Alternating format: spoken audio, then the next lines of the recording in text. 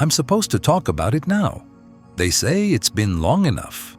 It's the day I didn't kneel. That's how everyone remembers it. But that's not what it was about. And what happens when one person stands when everyone else is on their knees. Before that day, I was no one important. My name was Lysandra Kyle, but it was just a name on a page. I worked in the Imperial archives. I read old laws, old histories. That was my life. I understood the rules. I knew the protocol better than most. I believed in the structure of it all. The injustice wasn't new. It was a tax, a small one, but it was wrong. It targeted families who had already lost everything in the border skirmishes. It was a cruel, petty line item in a budget, and I knew the law it violated. I had read the original charter myself, so I wrote a petition. That's all it was, a carefully worded document citing precedent and imperial law. I believed the system would listen to its own rules. I thought if I just pointed it out, calmly and correctly, someone would fix the mistake. I wasn't trying to start a rebellion. I was just trying to get a tax repealed. I sent it through the proper channels. I followed every step. I was just pointing out an error. My petition was received. That's the official term. It means it was filed away to be forgotten. But it wasn't forgotten. Someone with a grudge, or maybe someone who was just bored, passed it up the chain. It landed on a desk where it shouldn't have. And then the summons came. Not a letter of dismissal, not a quiet warning, a formal summons to the throne hall for a public audience. I knew what that meant. This wasn't about the tax anymore. It wasn't about the families. It was about me. About making an example of someone who dared to use the emperor's own laws to question a decree. My friends, the few I had, they told me to be sensible, to go, to kneel, to apologize for the misunderstanding. They told me it was just a gesture, a performance, that it meant nothing. But I had read the histories. I knew what the kneeling meant. It wasn't just a gesture, it was an agreement, it was a retraction. It meant that what I wrote was a lie. It meant the injustice was not an injustice. It meant I was wrong, and I wasn't wrong. The law was clear, the suffering was real. So I went to the throne hall. I knew what they wanted, and I knew I couldn't give it to them. I wasn't trying to be a hero, I just couldn't lie. Not like that. Not with my whole body. The day came. I went. I remember the feeling of just walking, one foot in front of the other. The hall was full. All the important people were there. Generals, priests, nobles, scribes, everyone. It was quiet. The kind of quiet that's full of noise. The sound of people waiting for something to happen. My name was called. I walked forward. I stopped at the designated spot on the floor. I knew where it was. I had read the books on protocol. Then the command came, the official order, to kneel. It was simple, absolute. Everyone was watching. The scribes had their pens ready. The guards were watching me. The whole court was watching me. And I just stood there. I didn't say anything. I didn't shake my head. I didn't make a face. I just stood. It felt like a very, very long time. The silence got heavier. I could feel the question in the air, from hundreds of people at once. The guards tensed. I saw it. They were waiting for a different order, the order to force me down. The scribes hesitated. I could see them from the corner of my eye. Their hands were frozen. What do you write? The defiance or the punishment that was supposed to follow instantly? This was the moment it should have ended for me. A quick, brutal lesson? But it didn't, because the emperor did something else. He stood up. The whole room seemed to stop breathing. An emperor does not leave the throne during a public audience. Ever. It has never happened. He didn't rush. He just descended, step by step. He closed the distance between us, the space that was supposed to separate him from everyone else. He wasn't angry. He wasn't anything. His face was just calm. He stopped right in front of me. We were at the same level, eye to eye. The ritual was broken, not by me, but by him. My refusal was a crack in the ice. His dissent was the thing that shattered it completely. Authority wasn't up there anymore. It was right here, in front of me, close enough to touch. The court was in shock. This was worse than my defiance. This was a violation of centuries of tradition. He didn't speak for a long time.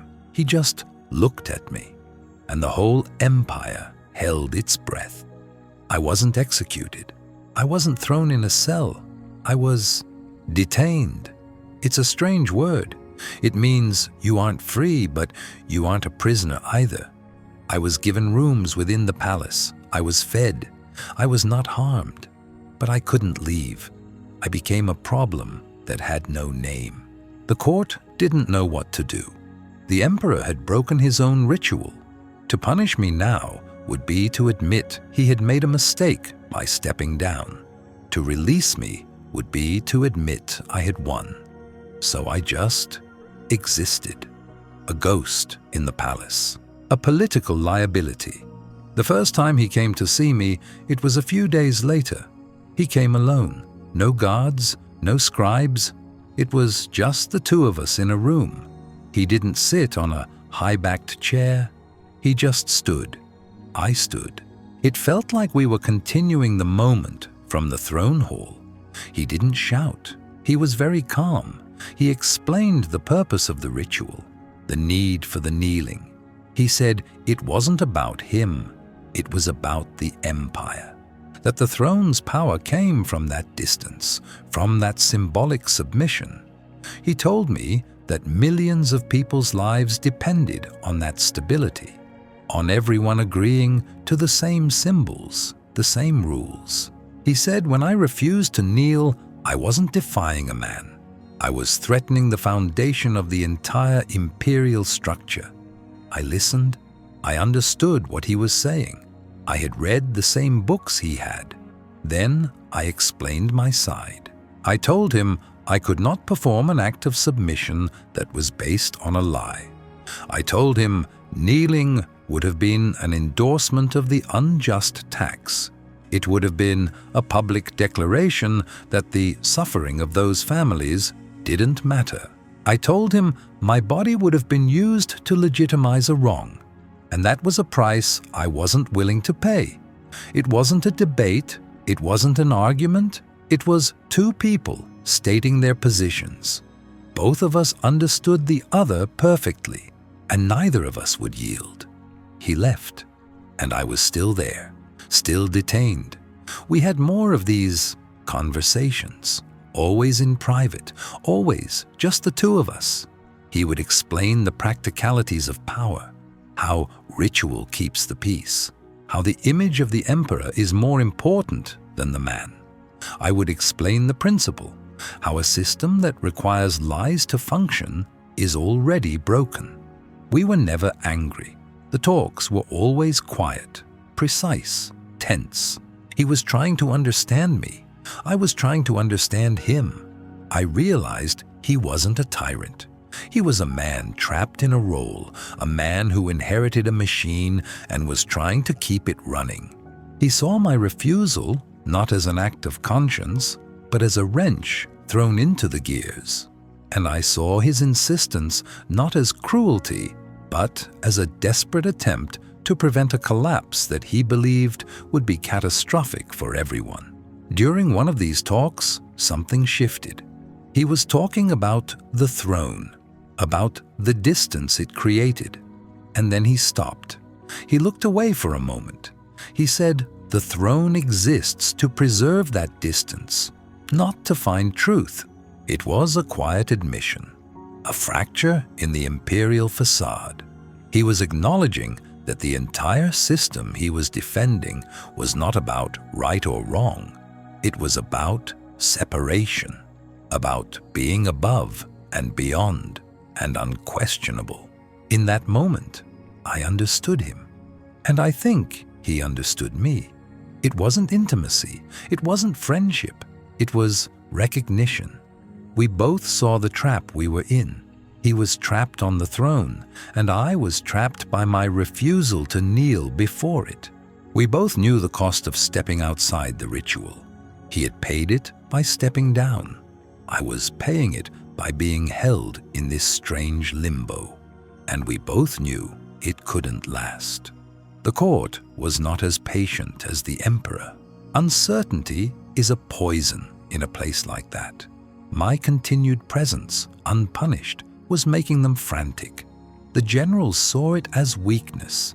A ruler who couldn't command obedience from one unarmed woman was no ruler at all. The priests saw it as sacrilege, a violation of divine order. The nobles saw it as a dangerous precedent. If I could refuse, why not others? Why not them? They pressured him daily. They demanded a resolution. They demanded my punishment. They needed to see the old order restored. They needed to see me on my knees or dead. It didn't matter which. Both would serve the same purpose. The emperor was being pushed into a corner. He had to reassert his dominance. He had to put the power back on the throne. He came to me one last time in private.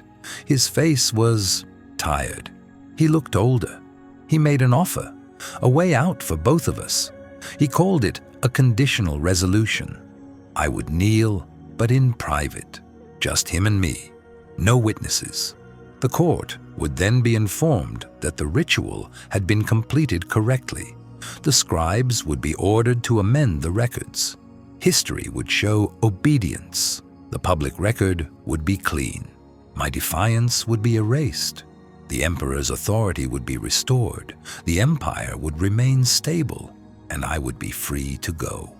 It was a simple solution. A lie to save the system. A lie to save my life. Everyone would get what they wanted. The court would have its submission. The emperor would have his stability. I would have my freedom. He wasn't ordering me. He was asking. He just stood there, waiting for my answer. And I refused. Again, I didn't do it dramatically. I just told him. I told him that a lie recorded as truth is worse than a punishment endured for the truth. I told him that if the official history said I knelt, then the lie would live forever. My real action, the standing, would be gone. It would mean that in the end, the system that demanded the lie had won. I would not let my story be erased. He looked at me for a long time. There was no anger, just a deep, profound sadness. He nodded once, as if he had expected it, as if he knew it was the only answer I could give. And then he left. The next day, my protection was gone. The guards at my door were replaced. The food stopped being as good. The quiet respect was replaced with open contempt. The emperor had withdrawn. He had reclaimed the throne, and I was left to the court. My fate was sealed. They brought me back to the throne hall. This time, it was different. It wasn't an audience. It was a trial, a judgment. The room was full again, but the mood wasn't tension. It was satisfaction. The natural order was reasserting itself. The chief minister read the charges. Defiance of an imperial command, undermining the authority of the throne, inciting disorder. It was all very formal, very correct. I didn't speak. There was nothing left to say. I just stood there, waiting for the sentence. Everyone knew what it would be. The minister finished. He looked to the throne, waiting for the emperor's final word, the signal to carry out the judgment. The emperor sat there, unmoving, silent. The minister waited. The court waited, and then for the second time in his life, the emperor stood up. A gasp went through the hall.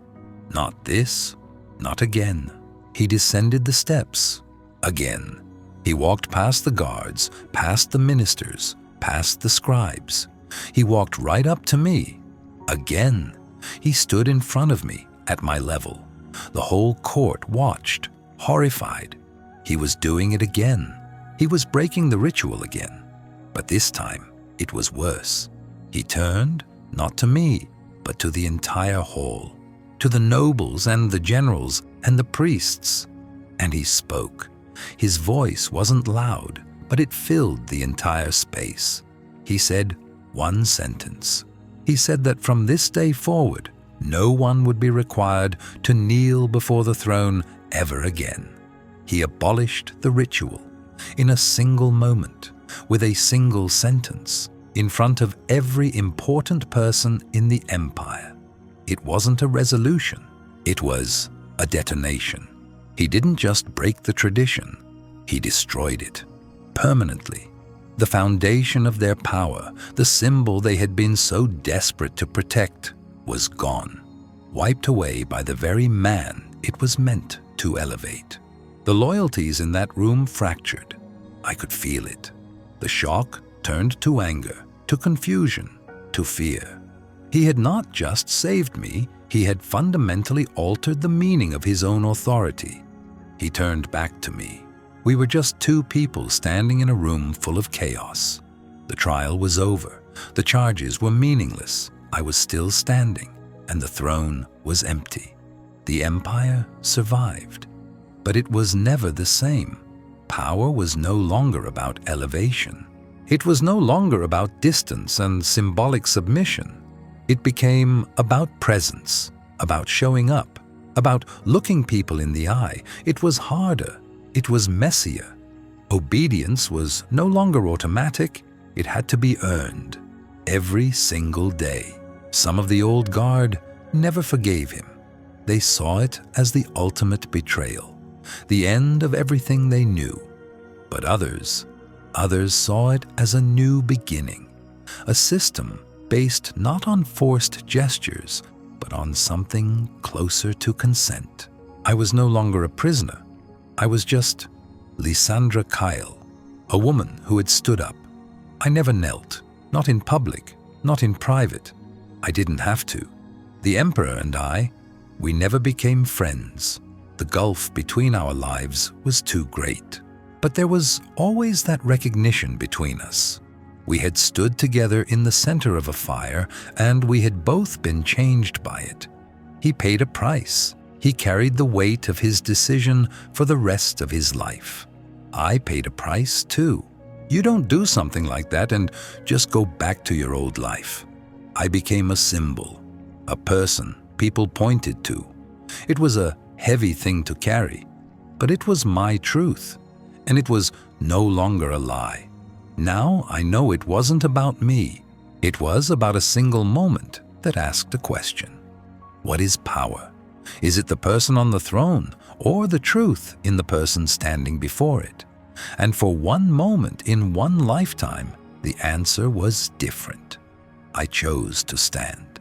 And because I did, he chose to descend. The sound was the first thing. Not a gasp, not a shout, a single, sharp intake of breath from 1,000 throats at once. A sound like the world suddenly remembering it had forgotten how to breathe. It was the only sound in the great hall. Then, silence. A silence heavier than any I had ever known. A silence that was not an absence of noise, but a presence, a physical weight. In that quiet, the emperor's words still hung in the air, shimmering like heat off a summer road. This ritual is a lie. From this day forward, no one shall kneel before this throne again. Again. He had used that word. He had descended from the throne once, and now he had done it again. But this time, he had not just closed the distance between us. He had shattered it for everyone. Forever. I stood on the marble floor, my legs aching from the strain of holding my place. I had expected a judgment, banishment, execution, a quiet cell for the rest of my life.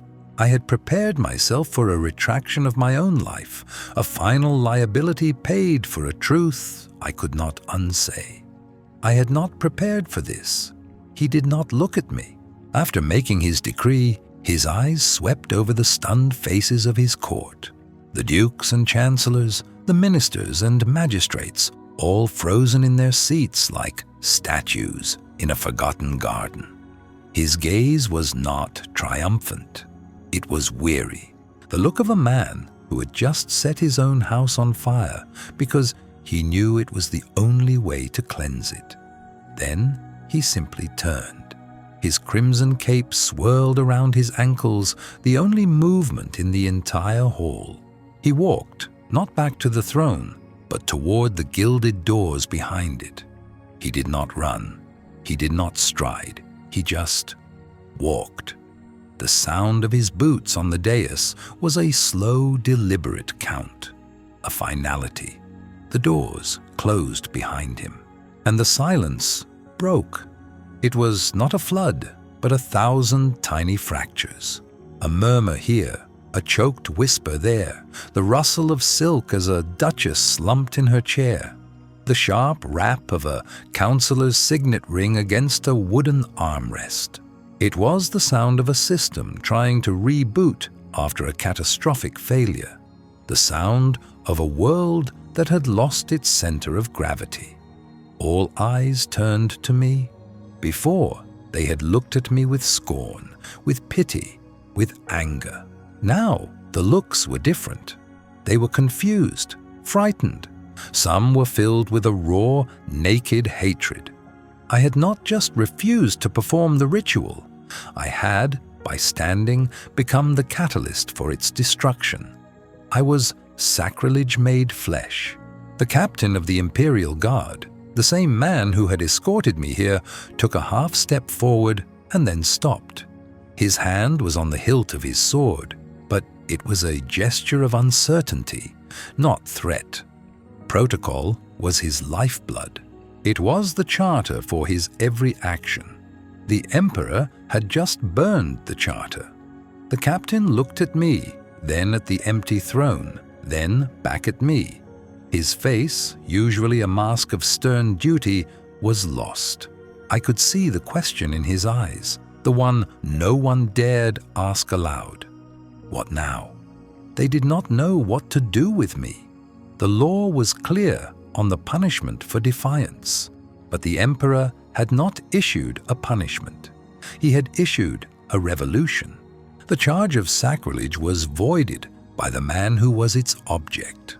My petition, the small written truth that had started it all, was now an afterthought, a footnote to a much larger story. The captain finally approached me, his footsteps hesitant on the marble. "Archivist Kyle," he said, his voice low, stripped of its usual authority. He did not know my station anymore. None of them did. I simply waited. My orders were for your detention, pending judgment. He paused. A judgment has been rendered, of a sort. He looked around at the chaos of the court, the furious hushed arguments breaking out between factions. "I have no new orders." I said nothing. My role in this was over. I had stood. That was my part. The rest was just the world reacting to a fixed point. "Come with me," he said, finally making a decision. It was not a command. It was a plea for order in a world that had none. He led me from the throne hall. No shackles this time. The two guards who fell in behind us kept their distance, their unease a palpable thing. As we walked the long corridors, servants and officials flattened themselves against the walls. They stared. They were not looking at a prisoner.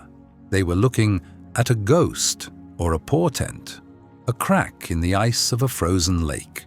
I was taken back to the same opulent rooms where I had been held. My gilded cage. The guard at the door bowed his head slightly as I entered, a gesture of confusion and respect that was more unsettling than any threat. The captain stopped at the threshold. "You will remain here for your own safety." "Am I a prisoner?" I asked. My voice was steady. It was the only thing that was. He looked at me for a long moment. "I don't know," he admitted, and then he closed the door, the click of the latch softer this time. Less like a lock, more like a sigh. For 2 days, I lived in that surreal limbo. The rooms were the same. The silken sheets, the polished wood, the window overlooking the silent manicured gardens. But the meaning of it all had changed. Before, it was a comfortable prison. Now, it was a crucible. I was being held not by a lock, but by the weight of what had happened. Uncertainty is a poison. The silence from the Emperor was absolute. The palace beyond my door was a hive of frantic, muffled activity. I could feel the vibrations of it through the floor, a deep hum of panic and plotting. Food was brought on silver trays by servants who would not meet my eyes. They would set it down, bow, and retreat, their silence a wall. I ate, I drank, I sat in a high-backed chair and stared at the patterns in the rug, trying to trace the lines of logic that had led from a single unjust tax to the dissolution of a 1,000-year-old ritual. I kept returning to his face, the Emperor's. In our private debates, I had seen the man behind the symbol, the man burdened by the immense grinding weight of the system he commanded. He had argued for the ritual, for the necessity of the lie. He called it stability, order, the grammar of power that held the empire together. And then he had called it a lie himself, in front of everyone. Why? Was it for me? The thought was arrogant and I dismissed it. I was not important. I was an archivist, a custodian of facts. I was the small, hard truth he could not ignore. But I was not the reason. Was it a political masterstroke? A way to break the power of his own court, who had been pressuring him for my execution? By yielding on a symbol, had he consolidated real power? Perhaps. He had thrown a wrench into the gears, and in the ensuing chaos, he might be the only one who knew how to put the machine back together in a new configuration. Or was it something else? Had my simple refusal to kneel, to perform a lie with my body, truly shown him that the foundation of his power was built on something hollow? That the distance between the throne and the floor was not a source of strength, but a fatal weakness? I did not know. The truth of his motives was a record I could not access. All I had was the fact of it. He stood, he spoke, the world changed. On the evening of the 3rd day, there was a sharp knock on the door, not the soft rap of a servant. I stood. It was becoming a habit. The door opened to reveal a man I recognized from the public audiences. Lord Chancellor Valerius. His face was a mask of cold fury, his thin lips pressed into a bloodless line. He was the architect of Imperial protocol, the high priest of the very ritual the Emperor had just dismantled. He looked at me as if I were a disease. "Archivist Kale," he said. The title was an insult on his tongue. He stepped inside, holding a rolled scroll tied with a black ribbon. "I am here to deliver the official decree regarding your status." He did not wait for a reply. He unrolled the scroll with a snap. "By order of His Imperial Majesty, the Emperor, all charges of sacrilege and public defiance against the person of Lysandra Kale are hereby declared null and void. The conditional resolution for your petition is affirmed. Your person is declared free of all imperial liability. You are at liberty to depart." He read the words as if they were poison in his mouth. He was the system, and I had broken it.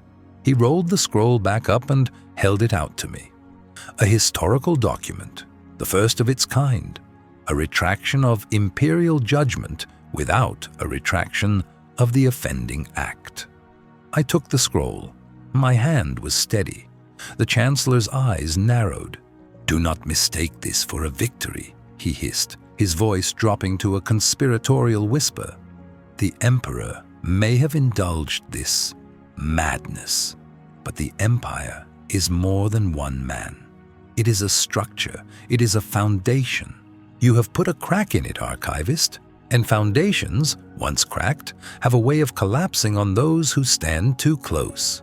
He was talking about the lie he needed to survive. "The Emperor is the law, Lord Chancellor," I said, my voice quiet. A flicker of something, pure hatred, crossed his face. "The Emperor is a man, and men can make mistakes. This mistake will have consequences. For all of us." He turned on his heel and left, the door closing with a sharp, definitive click. I was alone again. I looked down at the scroll in my hand. A formal decree. My freedom written in cold, precise ink. I walked to the window and looked out at the palace grounds. The sun was setting, casting long, distorted shadows across the perfect lawns. I could walk out that door. I could leave this palace and return to my life. But it was a lie. The life I had was gone. The quiet anonymity of the archives, the simple pleasure of a fact correctly recorded. It was all gone. The Chancellor was wrong. I had not cracked the foundation. The Emperor had. But I had been the hammer. I was no longer Lysandra Kyle, archivist. I was the woman who refused to kneel. A symbol. And I had no idea what that symbol was supposed to do now. The sound of his footsteps faded. Then there was no sound at all. Just the sight of the heavy doors closing, the echo of their final booming clang, and the space where the Emperor had been. The throne was empty. For a long moment, no one moved. The entire court seemed to have forgotten how to breathe. They stared at the vacant seat of power, a gilded, hollow thing that had, moments before, been the center of their world. I was still standing, the lone, fixed point in a universe that had just been torn from its axis. The silence did not break. It shattered. A woman in silks of emerald green made a choked, gasping sound. A man dropped a ceremonial staff. It clattered against the marble with a noise like cracking bone. Then came the whispers, a low, sibilant tide of them, rising from every corner of the hall. Sacrilege, unprecedented, gone. Their eyes, hundreds of them, darted from the throne to me and back again. The distance between me and the dais, once a vast gulf of protocol and power, was now just empty floor. But a new distance had opened up, a chasm. On one side was the entirety of the Imperial court. On the other, there was me. And I just stood there. Lord Chancellor Valerius moved first. He seemed to gather himself, pulling the threads of his composure together with visible effort. His face was pale, his lips a thin, bloodless line. He was the living embodiment of the old guard, of the ritual that had just been dismantled. He looked at the empty throne with a kind of horrified reverence, as if gazing upon a corpse. Then he looked at me. His eyes held no confusion, only a cold, focused fury. He did not speak to me. He would not grant me that acknowledgement. Instead, he turned to the captain of the Imperial Guard, his voice a sharp, cutting thing meant to restore order. "The proceedings are concluded," Valerius declared. The words were a lie. The proceedings had not concluded. They had imploded. A matter of internal review has been initiated by the High Council concerning the Emperor's decree. Decree. He gave it the weight of law, but his tone dripped with the implication of madness. He was already trying to build a cage of words around the Emperor's action, to classify it as a temporary failure of protocol, not a permanent change in the foundation of the entire Imperial structure. The petitioner is no longer a matter of Imperial liability, he continued, his gaze finally, reluctantly falling upon me. It was a judgment, a dismissal. He was not setting me free. He was disowning me, casting me out of the system so its gears could grind on without the wrench I represented. Escort her from the palace, he commanded the guards. Not back to my gilded cage, just out. The walk from the throne hall was the inverse of my walk in. Before, I had been invisible, a minor functionary summoned for a ritual of submission. The court had been a wall of indifferent faces. Now they parted for me. They moved back as my two guards led me through the center of the hall, creating a wide, silent corridor.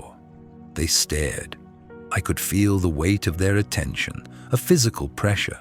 It was not admiration. It was fear, and it was hatred. In their eyes, I was not a person who had stood for a truth. I was the reason the world had stopped making sense. I was the crack in the ice that threatened to swallow them all. I kept my eyes forward. I looked at the doors. I had wanted justice. I had wanted the retraction of an unjust tax. That was all. I had not wanted this. I had not wanted to become a symbol. But as I walked, I understood. I was no longer Lysandra Kyle, archivist. I was the woman who refused to kneel, the woman for whom the Emperor had abandoned his throne. I was an event, a piece of history that was still happening.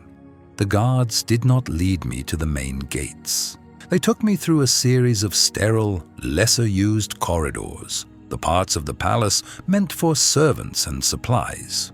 The message was clear. I was no longer a guest, honored or otherwise. I was refuse being taken out the back. They stopped at a small, unassuming door. One of the guards opened it, revealing a quiet side street, gray and empty in the fading afternoon light. "You are released," the guard said.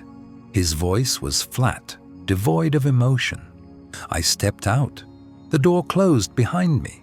I did not hear a lock turn. It did not need one. I was free, and I had never felt more like a prisoner. I did not go home. My small apartment above the scriptorium would not be safe. It was part of a life that no longer existed. It was a place Valerius would know to look. Instead, I walked. I walked until the grand marble of the Imperial district gave way to the worn cobblestones of the merchant wards, and then to the packed earth of the outer city. The news had not yet reached the streets. People went about their business. They bartered for grain, argued with neighbors, and hurried home for their evening meals. Their world was still intact. Mine was not. I found a room in a traveler's inn, a place of anonymity where faces came and went. I paid with the few coins I had, my name given as another lie. It felt wrong. Everything felt wrong. The core of my being, the part of me that could not kneel, recoiled from the small necessary falsehood. But survival was its own kind of truth. For 3 days, I waited. I stayed in the small, dark room, listening. Uncertainty is a poison. It seeps into everything. On the 3rd evening, a girl who brought up meals, thin, quiet, with watchful eyes, lingered at the door. "You're her, aren't you?" she whispered. I said nothing. "The one who stood," she clarified. I still said nothing. My silence was its own answer. "They're all talking," she said, her voice dropping lower. "In the kitchens, in the markets. The Chancellor has sealed the palace. The High Council meets without end. And the Emperor, she hesitated. No one has seen him, not since that day. Some say he's taken ill. Some say the council has contained him. Others say he just walked away, that he gave it all up. She looked at me, her young face a mixture of terror and awe. Did he really do it? Did he really stand up? The question was simple. The truth was not. He did not stand up. He came down. He had crossed the distance. He had met me where I stood. He had done it once in private, a question. He had done it again in public, a declaration. Again. The word echoed in my mind. That night, I could not sleep. I stood by the window, looking out over the sleeping city. The inn was near the old aqueducts, and from here I could just see the highest spire of the Imperial Palace, a black needle against the star-dusted sky. The throne was empty. The Emperor was a ghost, and I was a story being told in kitchens and back alleys. I had believed in the system, in the integrity of the charter, in the power of a petition filed correctly.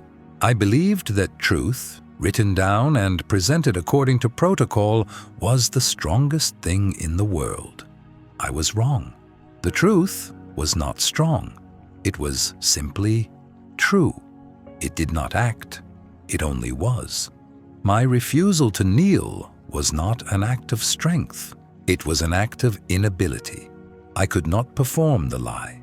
That was my life. That was my nature.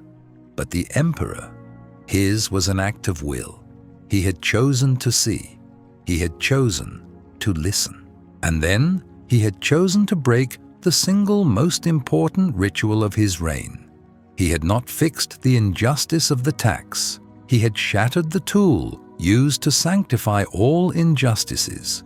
He had thrown a wrench into the gears. He had pulled the keystone from the arch. Why? Was it for me? Or was I just the excuse? The final, unbearable weight on a foundation he already knew was rotten? I did not know. I might never know. All I knew was the cold fact of my new reality. He had walked away, leaving me standing in the ruins of the world he had unmade. Alone. They did not hold me. Not after that. After the Emperor spoke his last decree and walked away from the throne, the world dissolved into noise. A collective gasp, 1,000 shuffling feet. The sharp, disbelieving cry of Lord Chancellor Valerius. Guards moved but without direction. They were pieces on a board whose rules had just been erased. In the chaos, a hand touched my elbow. It was one of the junior attendants, a young man named Elian, whose face I recognized from the archives. His expression was a mask of terror and something else. Awe. "This way," he whispered. His voice was a thread in a hurricane. He led me not back to my gilded room, but down a service corridor, through a maze of stone passages that smelled of dust and cold laundry. No one stopped us. No one seemed to see us. I was no longer a prisoner. I was a ghost, haunting the palace I had broken. We emerged into an alley slick with rain. The air was cold, real. He pushed a heavy cloak into my hands. "Go," he said. "There is a room waiting, 4th floor, above the baker's on Elm Street. The key is under the mat." I looked at him, at the rain plastering his dark hair to his forehead. Why? He wouldn't meet my eyes. He was looking past me at the palace walls as if they might crumble. "Because you stood," he said. "Someone had to." He turned and was gone, swallowed by the palace again. I was alone in the rain, free. A judgment had been passed, but not on me. A retraction had been made, but not by me. The Emperor had done what no ruler had ever done before. And then he had done it again. The room was small and bare, a cot, a table, a chair, a single window that looked out onto a brick wall. It was a cell, but the door was unlocked. The difference was everything. For 3 days, I did not leave. I sat in the chair and listened to the city. It was a low, constant hum of anxiety. Shouts in the street below, the hurried march of a patrol. Once the shattering of glass, the sounds of a system whose gears had seized. Elian came each evening after dark. He would bring bread, cheese, and news. He spoke in clipped, fearful sentences. "The capital is under conditional resolution," he said on the first night, a formal term for a city holding its breath. "Valerius has convened the High Council," he reported on the second. They issued a statement. "The emperor is unwell, in seclusion for his health." A lie. I knew it was a lie. The whole empire knew it was a lie. But it was a necessary one for them. A lie to paper over the crack in the foundation. "And him?" I asked. I did not need to say the name. Elian shook his head. "Gone. No one knows where. Some say he rode north alone. Some say he never left the palace, that he's a prisoner of the council. Uncertainty is a poison. Valerius was letting it seep into every street, every house. He was creating a vacuum he intended to fill. I was the other problem, the living evidence." "They are looking for you," Elian said, his voice barely audible. "Not officially, not yet, but they are looking." I just nodded. I had expected it. I was a loose thread in the official narrative they were weaving, a thread they would have to cut. On the 4th day, the decree came. Elian brought a printed copy, his hands shaking as he gave it to me. It was posted in every public square. I smoothed the cheap paper on the small wooden table. The language was Valerius's, formal, unyielding, full of words like continuity, stability, and sacrilege. It declared the emperor's final act, the abolition of the kneeling ritual, to be null and void, the product of a profound and temporary lapse in sovereign judgment. It was a masterpiece of political fiction. It painted the emperor as a madman and his decree as a symptom of his madness. The ritual was to be reinstated immediately. And then came the final paragraph, a direct address to me, though it did not use my name. It spoke of the source of the recent disruption. It stated that this individual was granted a final chance at clemency, a chance to prove her loyalty to the enduring principles of the empire. I was to present myself at the High Council chamber within 2 days. I was to perform the ritual of submission. I was to kneel. The paper felt heavy in my hands, the weight of their lie. They were trying to undo it all, to force the story back into its proper shape, to make me kneel and, in doing so, admit that I had been wrong, that the emperor had been wrong, that the truth was a sickness and the ritual was the cure. Elian was watching me, his face pale. "They will kill you if you don't," he said. It was not a threat. It was a fact, a simple, clear statement. "I know," I said. My crime had never been defiance. It was that I had made the emperor see the lie. And worse, I had made him speak a truth.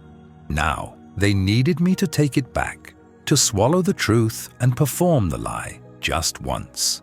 But I had stood before the throne.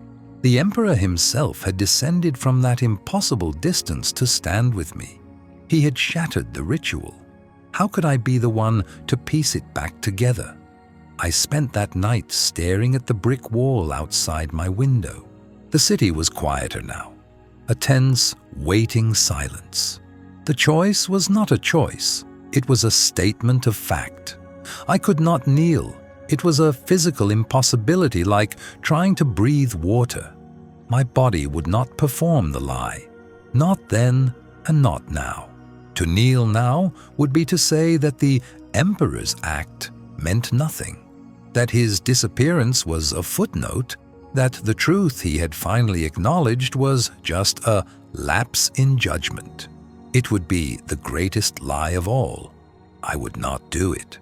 That was my life, reduced to a single, simple refusal. I thought about the emperor, the man, not the symbol, the weariness in his eyes during our debates, the profound sadness when he realized we were both trapped, he by his office, I by my simple inability to pretend.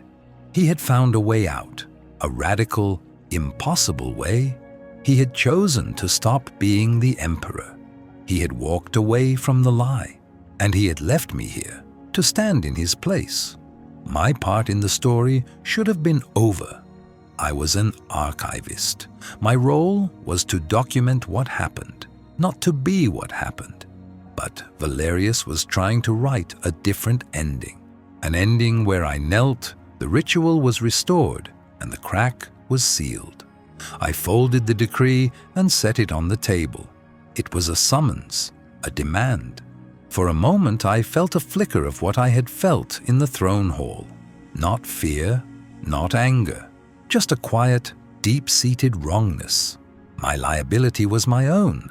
I would not let them erase the record. There was a knock on the door. It was not Elian's soft, hesitant tap.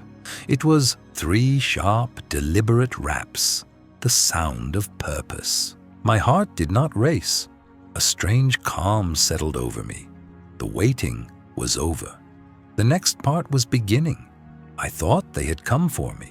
The guard, the council's men. I was ready. I would stand when they opened the door, and I would stand when they took me away. I walked to the door.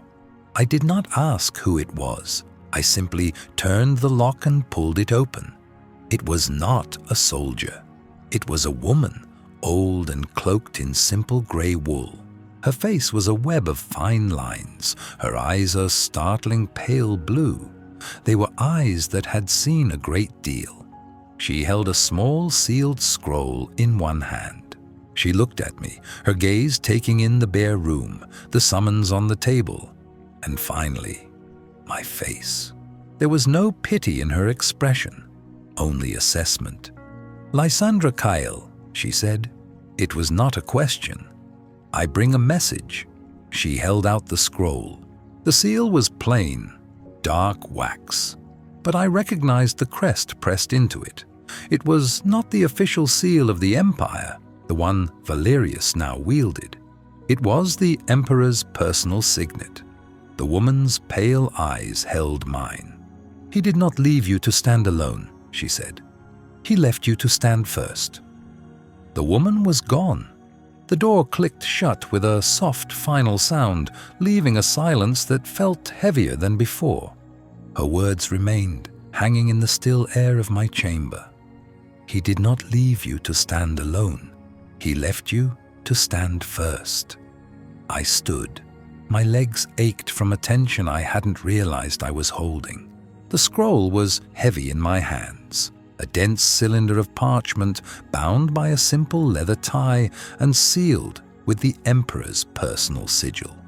Not the great seal of the empire, the one used for decrees and official pronouncements. This was smaller, more personal, a mark I had seen only on the most private of his papers in the archives. To stand first. The phrase was a key turning in a lock I didn't know was there. I had seen my defiance as an end, a final, personal statement. I would stand, and Valerius would have me killed, and the story would be over. A small, stubborn footnote in the long history of the empire. But the emperor had not seen it that way. He had not seen my act as an ending. He had seen it as a beginning. The first, a precedent. The thought was a weight far greater than any threat of execution. The Lord Chancellor wanted to make me an example. The emperor, it seemed, wanted to do the same. They simply disagreed on what the lesson should be. My fingers trembled as I worked at the leather tie. It came away easily. The wax seal, stamped with the dragon in repose, was brittle.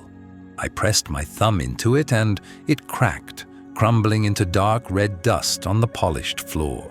The sound was quiet, but it felt like a sacrilege, a finality. I unrolled the scroll on the low table where my untouched meals were always placed. It was not a letter. It was not a decree. It was a copy, a perfect archivist's rendering of the original Imperial Charter, the foundational document of the Empire, signed by the first emperor over 900 years ago. I knew it by heart. I had studied the original, housed in the deepest vault of the archives, its ink faded to the color of rust, the parchment as fragile as a dead leaf. But this copy was different. The text was the same, outlining the rights of citizens, the responsibilities of the provinces, and the conditional authority of the throne. But in the margins, in the emperor's own sharp, precise script, were annotations. My eyes scanned the familiar articles of law. Then I saw it. Beside Article 4, the section detailing the process for a citizen to petition the throne, was a note. Source of ritual protocol? Check records, year 112. Reign of Emperor Tiberius II. The submission decree. My breath caught. I knew the submission decree. It was a minor historical footnote, a decree passed during a period of civil unrest. Tiberius II, a weak and paranoid ruler, had been terrified of assassins. He mandated that all who approached the throne must kneel, their heads bowed, to prove they were not a threat. It was meant as a temporary security measure. I scrambled to the bottom of the scroll, my eyes flying over the emperor's annotations. He had done the research himself. He had traced the history of the ritual. Submission decree never formally codified into imperial law. Maintained by precedent only. Revoked by Empress Rhea, year 141. Her revocation was misplaced. See Archive Index 7-, gamma.*, Archive Index 7-gamma. The Lost Annex. The repository for documents deemed inconvenient or politically troublesome by subsequent rulers. It was a ghost file. Most archivists believed it was a myth. The emperor had found it. He had found the truth. The kneeling was not law. It was not even a proper tradition. It was the lingering ghost of a forgotten tyrant's fear, a ritual whose legal revocation had been deliberately buried. For more than 700 years, every citizen, every noble, every petitioner had knelt before the throne. They had performed a lie of submission, born not of respect, but of paranoia. A ritual with no foundation in the charter. The entire imperial structure of the court, the very performance of power that Valerius was willing to kill to protect, was built on a mistake, a clerical error, a lie. And the emperor had known. When I stood before him, he had not seen a rebel. He had seen the living embodiment of the law he was sworn to uphold. He had seen the truth. Uncertainty is a poison. It had seeped into the foundations of my world for days. But this scroll was the antidote. It was a solid thing, a fact. I traced the lines of the charter with my finger. The emperor's plan was terrifying in its simplicity. He had not run. He had not abdicated in weakness. He had set the stage. He had descended from the throne. Twice, he had shattered the ritual. He had abolished it through a decree. And when Valerius voided that decree, declaring it the act of an unwell mind, the emperor had anticipated that too. He knew Valerius would try to force the ritual back into place. He knew the Lord Chancellor would use me as the tool. He did not leave me a sword or an army. He did not leave me a promise of rescue. He left me something infinitely more powerful. He left me the law. He left me the truth, written on parchment, signed by the founder of his own dynasty. Valerius was defending a lie with the threat of death. The emperor had armed me with the truth. I stood up and walked to the window, the scroll left open on the table. The palace grounds were quiet. The ultimatum from Valerius gave me 2 days, 48 hours until I was to be brought before the throne again. 48 hours to choose between kneeling and dying. But there was a third option now. It had always been there, but I hadn't been able to see it. I could stand, not just for myself, not as a simple act of personal refusal. I could stand and I could speak. I could cite the Imperial Charter. I could expose the submission decree for what it was. I could reveal the lost revocation of Empress Rhea. I would not be a martyr breaking a sacred tradition. I would be a citizen upholding the oldest law in the empire. He left you to stand first. I was to be the first citizen to stand before the throne, not in defiance of the law, but in defense of it. The first to demand that the empire hold itself to its own charter. The emperor had stepped away from the throne, leaving a vacuum. He was giving me the chance to prove that the law was more powerful than the man who sat on the throne. That the charter was the foundation, not the ritual. It was a judgment, not my judgment. His, a judgment on the entire system. And he had made me the arbiter. The weight of it settled on my shoulders. It was cold and immense. This was no longer about my life. My refusal to kneel had been a private matter of conscience that became a public spectacle. Now, it was a matter of constitutional crisis. If I did this, I was throwing a wrench into the gears of the entire imperial machine. It would not just be my life at stake, but the stability of the empire itself. I looked at my hands. They were the hands of an archivist. Hands that handled old paper, that traced faded ink. They were not the hands of a revolutionary. But the emperor had not asked for a revolutionary. He had asked for an archivist, one who believed in the truth of the written record. I walked back to the table. I rolled the charter up again, slowly, carefully. The annotations were a map. The path was clear. It was a path that led directly back to the throne hall, back to the empty space where I had stood before. Valerius had given me a choice: kneel or die, a lie or an end. The emperor had given me a different one: stand and speak the truth, and see if the foundation of the empire was strong enough to bear it. The scroll was cool against my skin. It was made of archival vellum, a material I knew better than I knew my own reflection. It felt ancient and true. The seal had been the emperor's personal signet, not the grand ceremonial stamp of the imperial office, but the small, private one he used for his own correspondence. The message inside was not a command. It was not a plea. It was a citation, a reference to a document buried deep within the first Imperial Charter. Section 4, paragraph 12, subclause C. A provision I had never seen, because it was sealed under the highest classification of state secret, accessible only to the reigning emperor and the Lord Chancellor. The ritual of submission, hereafter kneeling, shall be a conditional resolution offered to those found liable in a court of imperial judgment. It shall not be a prerequisite for petition, address, or presence before the throne. The law was clear. It had always been clear. For 500 years, the ritual had been a lie.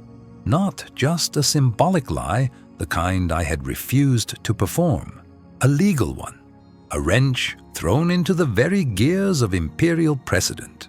The emperor had not just abandoned the throne, he had armed me with the truth of it, a truth that could dismantle the entire structure of power Lord Valerius now claimed.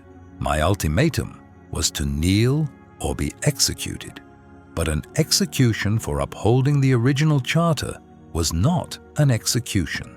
It was murder, and Valerius, a man obsessed with protocol and the letter of the law, was now acting in direct violation of it.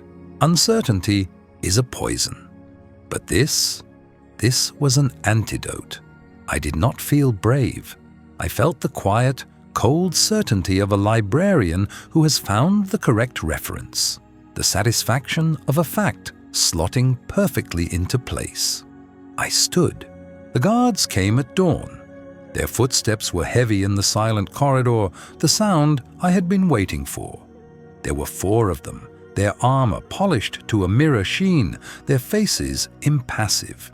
They did not speak. They did not need to. I held the scroll in my hand. It was the only thing I took with me. The walk was the same one I had taken twice before, through the gilded halls, past tapestries depicting battles and coronations, past windows that looked out onto a city that had no idea what was happening within the palace walls. The distance felt greater this time. The silence was heavier. Before, I had been a petitioner, then a prisoner. I did not know what I was now. The doors to the throne hall were open, waiting. The room was full. The entire court stood assembled, a gallery of silks and jewels, their faces a mixture of fear, morbid curiosity, and rigid formality. They were a captive audience for a judgment that had already been rendered. Lord Chancellor Valerius stood on the dais, not on the throne. Even he did not dare. That's sacrilege. Not yet. He stood just before it, one step down, appropriating its power, bathing in its reflected glory. He had become the center of the room, the new sun around which all these lesser bodies were forced to orbit. He watched me walk the long path across the marble floor. Every footstep echoed, a lonely, deliberate sound, the sound of a single solid object moving through a vacuum. I stopped where I had stopped before, in the designated space for petitioners, for the condemned. The vast, empty distance between us was a chasm. Valerius's voice was smooth, resonant with authority. It carried through the hall without effort. Lysandra Kyle, you have been given a final chance to retract your defiance, a final opportunity to show fealty and accept the grace of the Imperial office. He was the Imperial office now. He spoke as if the Emperor had never existed. The ritual is simple, he continued, his eyes cold. It has been the foundation of order for centuries. Perform it. Kneel. The word hung in the air. A command, a threat. The entire court held its breath. This was the moment, the final act of the play he had staged. My submission or my death. I did not look at him. I looked at the empty throne, at the space where the Emperor had stood, where he had stood and then descended again. And I just stood there. You were given a conditional resolution, Valerius said, his voice tightening. Your refusal to accept it is a final act of treason. The sentence is absolute. The guards at the door shifted their weight. A ripple of fear went through the court. The law is absolute, I said. My own voice sounded small in the oppressive space, but it was clear. Valerius gave a slight condescending smile. Indeed, and the law demands your submission or your life. No, I said. It was not an argument. It was a correction. It does not. I held up the scroll. My hand was steady. This is a message from the Emperor. I announced. The words caused a stir, a wave of murmurs that Valerius silenced with a single, sharp glare. A forged sentiment from a man who has proven himself unwell, he countered smoothly. Inadmissible. It is not a sentiment, I replied, my voice gaining strength. It is a legal citation from the first Imperial Charter. Section 4, paragraph 12, subclause C. A flicker of something in Valerius's eyes. Not fear, not yet. Annoyance, the irritation of a small, unexpected snag in a perfectly woven tapestry. He knew the Charter better than anyone. He must have known the passage. He just never believed anyone else would. The clause states, I continued, my voice the voice of an archivist reading a record, that the ritual of submission is a conditional resolution offered after a judgment of liability. It is not and has never been a prerequisite for petition. To demand it as such is an illegal act. The silence in the room changed. It was no longer passive, it was active, sharp, a blade being honed. The court was not looking at me with pity anymore. They were looking from me to Valerius. They were weighing the truth. For 500 years, I said, letting the scroll unroll slightly in my hand. Every person who has knelt in this hall before speaking has been compelled to perform an act not required by the foundational laws of this empire. The ritual itself, as it is practiced, is a lie. There it was, the word, the one that started all of this. Lie. Valerius's face was a mask of fury, but his voice remained dangerously calm. You stand here, a common archivist, and lecture me on the Charter, on the nature of precedent? I stand here and state what is written, I said. The precedent is illegal. The Emperor knew it. And now, so do you. He was trapped. I could see it. The truth was a cage he had not anticipated. To execute me now would be to admit that I was right. He would not be a chancellor preserving order. He would be a tyrant, murdering a citizen for upholding the empire's most sacred text. He had built his entire career on the unassailable sanctity of protocol, and I had just shown him that his most cherished protocol was a violation of the ultimate law. He could not command me to kneel. Not anymore. He could not command my execution. Not without making himself a traitor to the Charter. The distance between us was no longer empty space. It was filled with the terrible, unmoving weight of the law. He just stared at me, his jaw clenched so tight a muscle jumped in his cheek. The architect of the system undone by its own blueprint. He had expected me to fight him on the grounds of morality, a battle he knew how to win. But I was an archivist. I did not fight with morals, I fought with facts.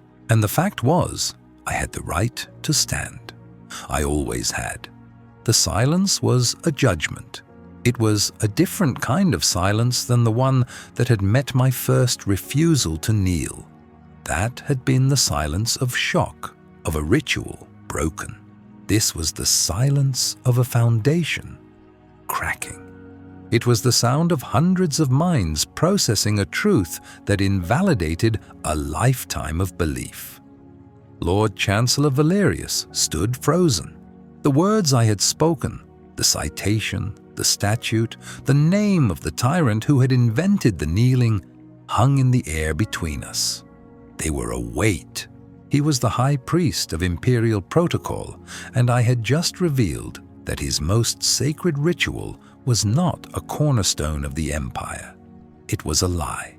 His face, a mask of rigid certainty moments before, was now just a face, a man's face. The skin was stretched tight over his jaw. His eyes, fixed on the data slate in my hand, held not anger, but a deep, burning offense. The kind of offense a man feels when the world he has meticulously ordered is revealed to be built on sand. "A forgery," he said. His voice was thin, stripped of its resonant authority. The words did not land. They were a desperate grasp for the power that was bleeding out of him on the throne hall floor. "It is from the Imperial archives, Lord Chancellor," I said. My own voice was steady. I was an archivist. This was my ground. "From the unindexed codices of the Second Dynasty. The statute number is clear. The Emperor's seal is on the message." I did not need to say which emperor. We all knew. "The Emperor is unwell," Valerius snapped, his voice gaining a frantic edge. "His mind is compromised. This is a symptom of his affliction. A fabrication meant to sow chaos." But the lie was too thin now. The court was not a single entity anymore. It was a collection of individuals. I could see them, the ministers and legates, the generals and nobles. Their eyes flickered from me to Valerius, then back again. They were calculating. Uncertainty is a poison to a system built on absolute obedience, and the Emperor had just injected a lethal dose. I did not argue. I simply stood. That was the truth of it. I stood there, holding the record. The law was the law. A fact did not become less true simply because a powerful man wished it so. The first crack in his authority came not from me, but from the side. General Rian, commander of the First Legion, a man whose entire life was service and the law of the Empire. He took one precise step forward. It was not a grand gesture, but in that hall, it was an earthquake. "Lord Chancellor," Ryan's voice was gravel worn smooth by decades of command. "The claim is a grave one. The document must be verified." It was not a question. Valerius turned his head slowly, a mechanical motion. "General, this is a matter of state security, not military protocol." "The law is the foundation of all protocol, my lord," Ryan answered, his tone unyielding. "If the archivist's claim is true, then her refusal to kneel was not an act of sacrilege. It was an act of legal fidelity." The words echoed. Legal fidelity. He had given my defiance a name Valerius could not easily condemn.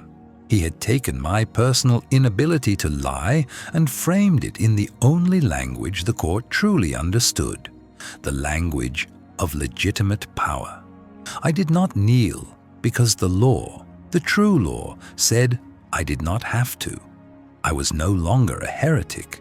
I was a citizen upholding the charter. Valerius saw it. He saw the shift in the room, the wavering loyalty, the dawning realization in the eyes of the other ministers that their own power was derived from the same charter I now held. If he could ignore this part of it, what other parts could be ignored? Their titles? Their lands? His power was never his own. It was a performance, and the audience was beginning to question the script. "This is an absurdity," he hissed, but the conviction was gone. He was speaking to himself. "A trick? Then it will be an easy one to expose." Another voice said. It was Minister Aris, the keeper of the Imperial treasury, a man known for his caution. "Let the jurists examine the citation. Let them consult the archives. The truth will be known." The truth. The word hung there. Valerius was trapped. To deny the jurists their duty would be to admit his authority superseded the law itself, an act of tyranny far more explicit than anything the emperor had done. To allow the verification would be to admit his own power was conditional.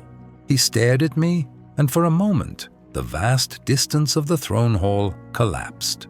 I saw the pure, undiluted hatred in his eyes.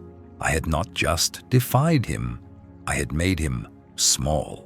I had shown everyone that the iron framework of ritual he commanded was hollow. He could not have me executed. Not now. To kill the person who had just upheld the empire's founding law would make him a murderer in the eyes of the very system he claimed to protect. Again, the emperor had moved. Again, he had done what no one expected. He had not fought Valerius with a sword. He had handed me a shield made of truth. The guards who escorted me from the hall were different. Their movements were hesitant. They kept their distance. I was no longer a condemned prisoner on her final walk. I was something else, a liability, a symbol, a question that had not yet been answered. They did not take me back to the cold cell. I was led through corridors I had never seen, all polished marble and silent tapestries, to a suite of rooms in the western wing of the palace. The air was warm. The furniture was soft.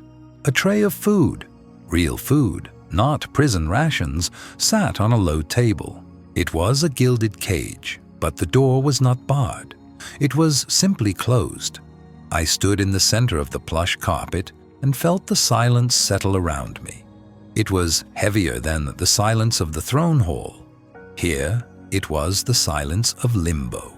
My judgment had been stayed. My life, for the moment, was not forfeit. But I had not won.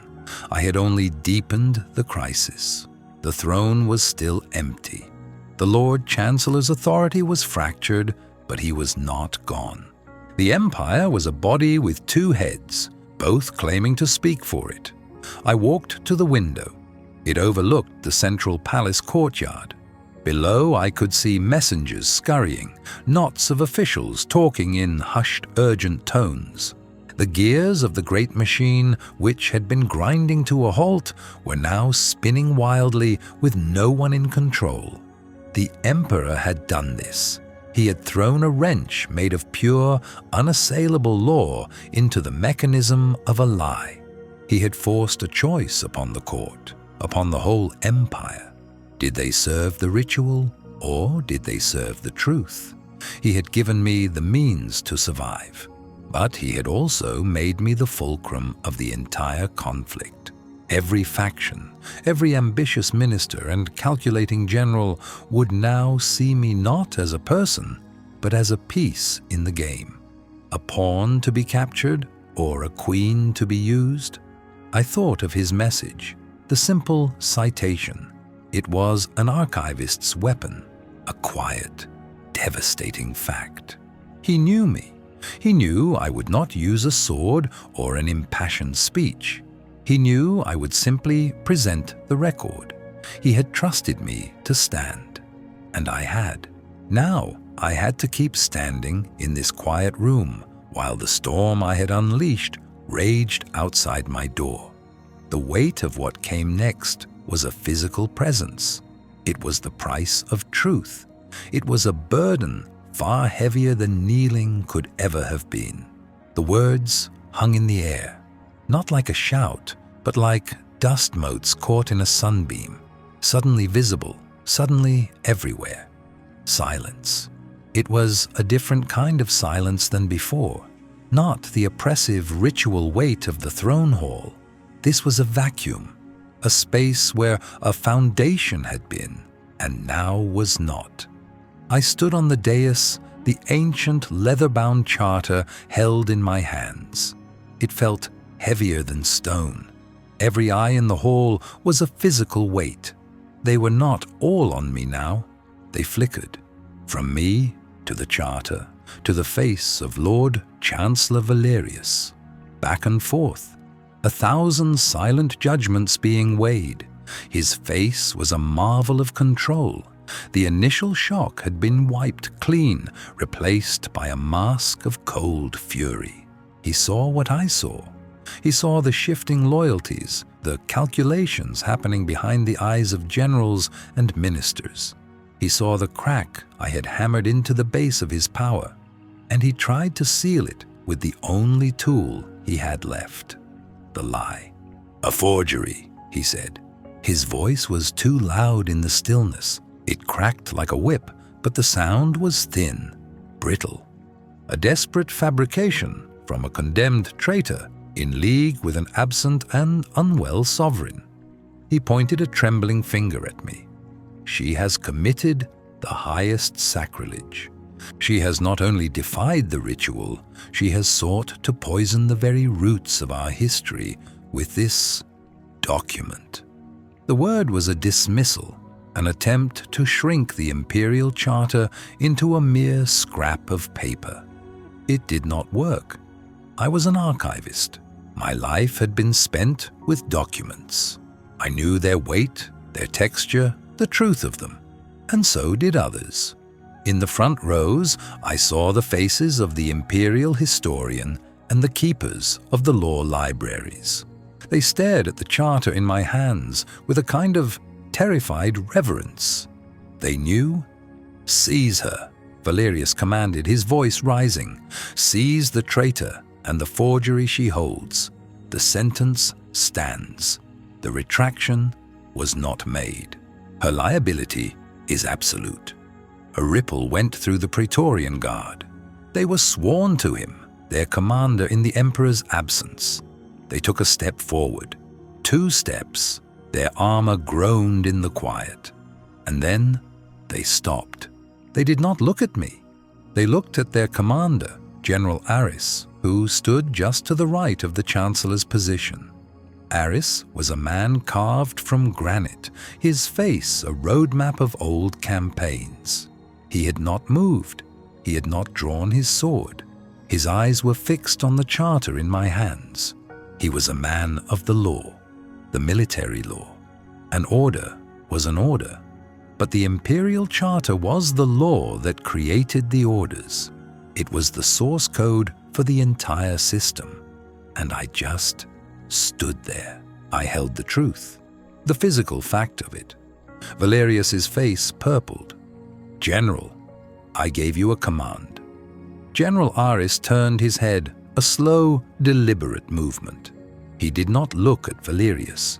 He looked past him, toward the empty throne. The distance between the general and the chancellor suddenly seemed vast, a canyon of doubt. "Lord Chancellor," Aris said, his voice a low rumble, "the document she holds, it bears the first emperor's seal. It must be verified. It was not a refusal. It was a conditional resolution, a delay. But in that moment, it was everything. A wrench thrown into the gears of my own execution." "Verified?" Valerius spat the word. "It is a lie, a prop in a madwoman's theater. I am the voice of the throne. My word is the verification." "No," I said. My own voice was quiet, but it cut through his. "It is not." I held the charter out, not to him, to the court, to anyone who would look. "The law is the verification," I said. The emperor understood that. The ritual was a lie. He could not sit on a throne supported by a lie, so he stood. He stood, and he walked away from it. I looked at Valerius. You could not wait to climb onto it. Something broke then, not with a sound, but with a movement. From the assembled ministers, a woman stepped forward. Duchess Eleonora, the Minister of State, an old, shrewd politician who had survived 3 emperors. Her face was grim. "The general is correct, Lord Chancellor," she said, her tone measured, devoid of challenge but full of unyielding authority. "Uncertainty is a poison. The charter must be authenticated by the Council of Jurists. The woman, Lysandra Kyle, must be held in secure custody until a ruling is made. She was not saving me. She was containing the crisis. I was no longer a person. I was a constitutional problem, a piece of evidence to be sequestered." Valerius stared at her, then at General Aris. He saw the stone in their faces. He saw the senators and ministers behind them, their expressions closed, their positions suddenly terribly neutral. He had lost them. He had demanded they kneel before his authority, and in the face of the truth, they simply stood. For a moment, I thought he would scream, that he would order the guards loyal only to his person to charge, to start the bloodshed right there. But he was a creature of the system. He understood its pressure points. He saw that the pressure was no longer his to command. He drew himself up, a mockery of imperial dignity.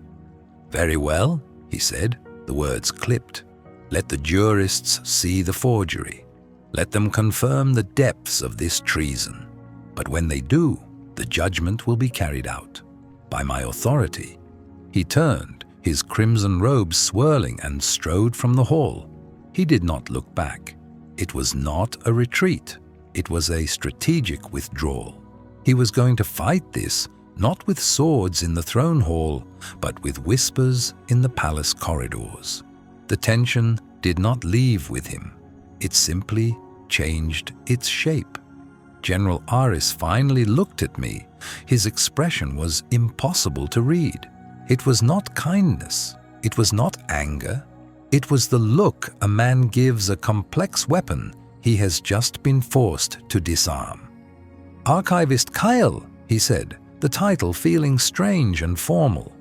"You will come with me." 2 of his guards flanked me. They did not touch me. They simply walked beside me as I descended from the dais, the charter still in my hands. The assembled court parted before us, their faces a blur of fear, curiosity, and calculation. No one spoke. The only sound was the soft tread of my own shoes on the marble floor and the rhythmic clang of the guards' armor. They did not take me to a cell. The room was in the minister's wing of the palace. It was furnished with a simple bed, a desk, and a chair, a gilded cage just like before. But this time was different. Before, I was the emperor's guest, a subject of his curiosity. Now I was a prisoner of the state he had left behind.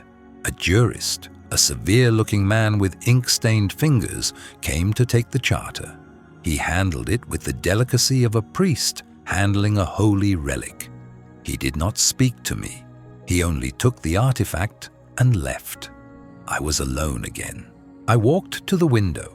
It overlooked a quiet, manicured courtyard. The world outside the glass was still, orderly. But I knew it was not. I had read the truth aloud in the heart of the empire, and now the entire imperial structure was shuddering. The emperor had not given me a shield. He had not given me a sword. He had given me a single, undeniable fact. A truth so heavy it had broken the ritual. So heavy it had forced a general to question an order. So heavy it had emptied the throne. He had known. He had known Valerius would seize power. He had known I would be brought back. He had counted on me to do the one thing I could not help but do, to stand and to speak the truth. This was his endgame, not to save me, not to save himself. It was to force the empire to look at the lie it was built upon. He had stepped off the throne, and then he had sent me back to knock it over. They did not take me to a cell. I had expected the cold stone of the lower levels, the damp chill that lived in the palace's forgotten corners. I had prepared myself for it. But the 2 imperial guards who flanked me turned away from the descending stairs. Their posture had changed. Before, they were executioners waiting for a signal. Now they were men guarding a fragile, explosive artifact. The walk was long. Our footsteps were the only sound in the marble corridors. The courtiers and functionaries who had filled these halls before had vanished, melted back into the shadows of the palace. They left behind a silence that was different now. Not the oppressive silence of ritual, but the hollow silence of a vacuum. The silence of a world holding its breath. One of the guards, the one on my left, kept his eyes forward. The other sometimes glanced at me. Not with malice, not anymore. With a kind of fearful curiosity. I was no longer a traitor to be disposed of. I was something else. A constitutional problem. That was the general's term. A problem to be stored, not solved, not yet. The room they brought me to was in the scholars' wing, a part of the palace I had only ever seen from a distance. It was not a cell. It was a finely appointed suite of rooms meant for a visiting dignitary or a favored academic.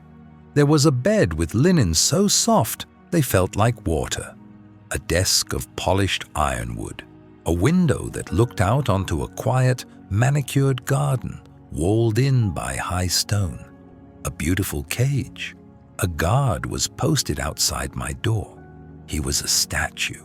Food appeared on a small table in the antechamber, brought by servants who moved like ghosts and would not meet my eye. For the first day, there was only silence. I did not sleep. I sat in a high-backed chair and I waited. The entire apparatus of the empire was focused on a single task, verifying my claim. Somewhere deep in the Imperial archives, a team of my former colleagues would be poring over the founding charter. They would be testing the ink, the parchment, the seal. They would be comparing the script to known exemplars from the first emperor's hand. They were looking for a flaw, a forgery, a way out. They were looking for a way to make my truth into a lie. But the emperor had not given me a lie. He had given me a weapon forged from the empire's own foundation. He had known they would find it to be real. He had counted on it. This was his plan, not just to save me, but to force a reckoning. He had stood, he had descended, he had walked away, and then, from a distance, he had spoken again, through me. On the second day, I had a visitor. It was not Lord Chancellor Valerius. I knew I would not see him again for some time. His power was built on the unshakable certainty of protocol. I had taken that certainty and shattered it on the floor of the throne hall. He was wounded, politically if not physically, and would be coiled in the dark, plotting. It was not the general either. He was waiting for the verification. My visitor was a man named Theron, a senior scribe from the archives. We were not friends, merely colleagues who had shared the same quiet workspaces for years. He was a timid man, a man who believed in rules above all else. He entered the room and the guard closed the door behind him, leaving us in that strange, suspended privacy. He carried a small wooden box. My things. A few spare sets of clothes, a book of legal theory, a worn copy of the provincial histories I favored, the mundane artifacts of a life I no longer had. He set the box on the table. He would not look at me. The general commanded it, he said, his voice a low murmur. He said, "You should have your effects." "Thank you, Theron."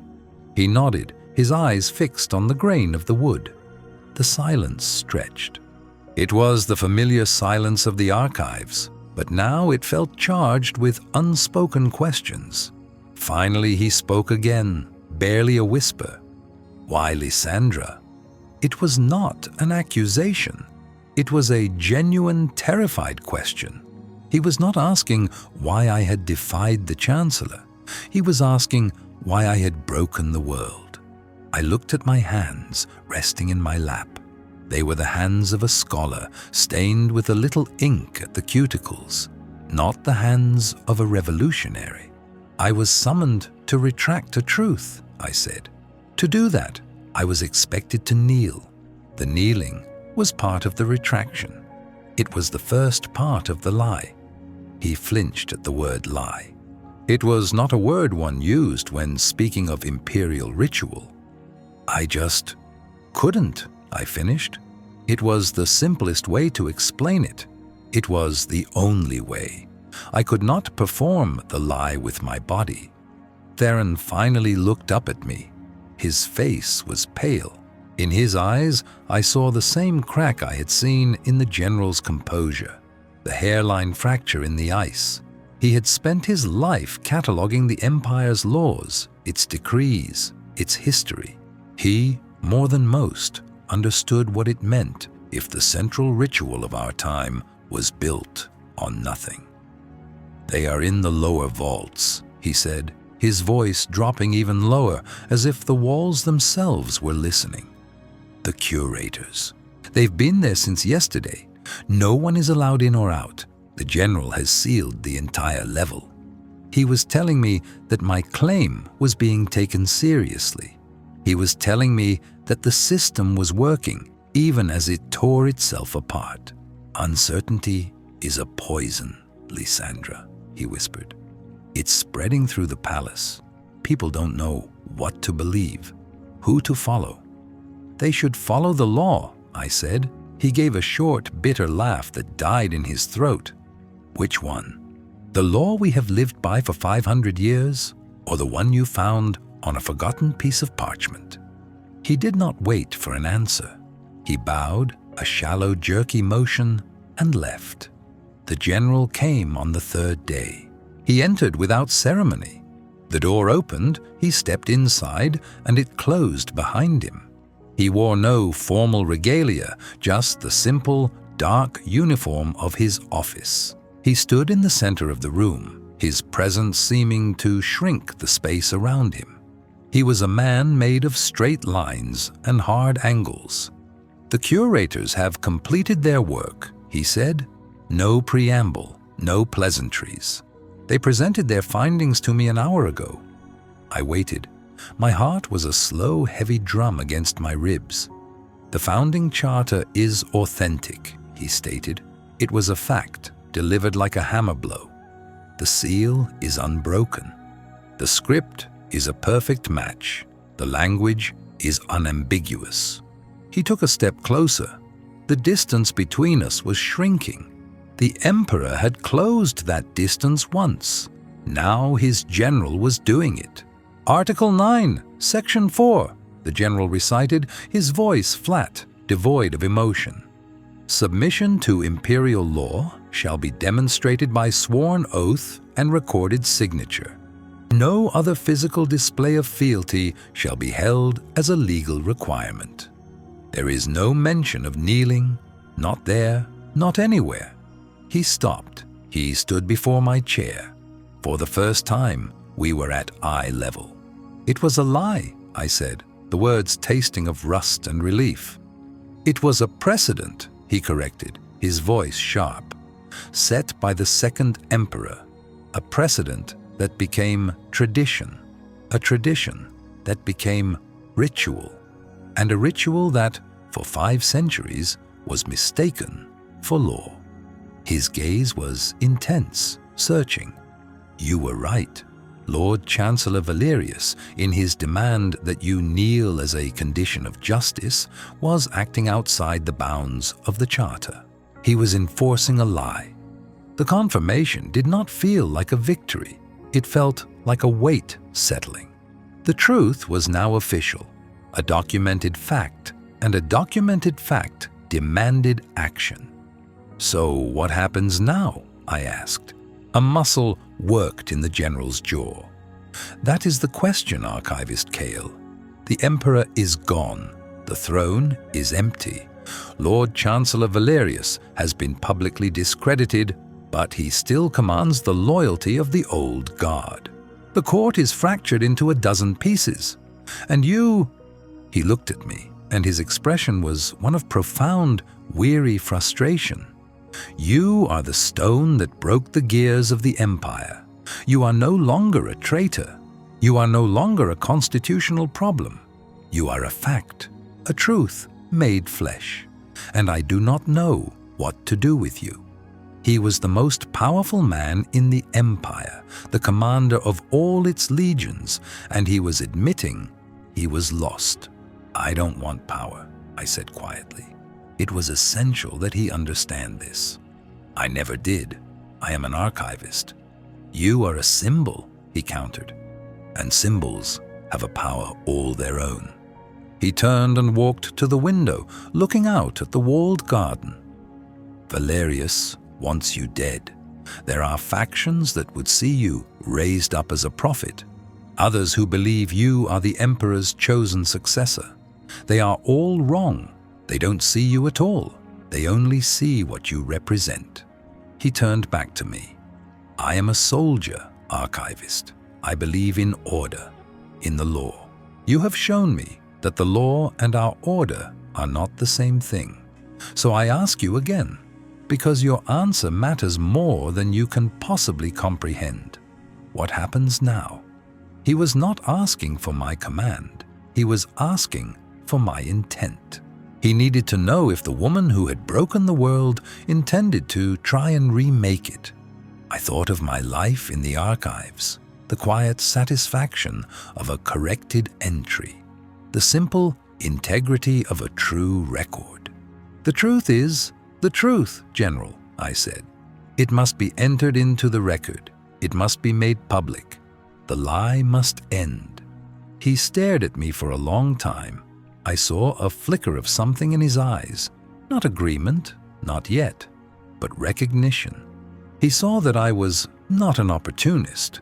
I was simply an archivist demanding the catalog be corrected. It did not make me any less of a problem for him. It just changed the nature of the problem. Very well, he said, his voice low and final. He left me there in the gilded cage. But the cage was different now. The walls felt thinner. The world outside was pressing in. The silence that followed his departure was heavier than any that had come before. It was the silence of a question that had been answered, only to reveal a dozen more, each one more dangerous than the last.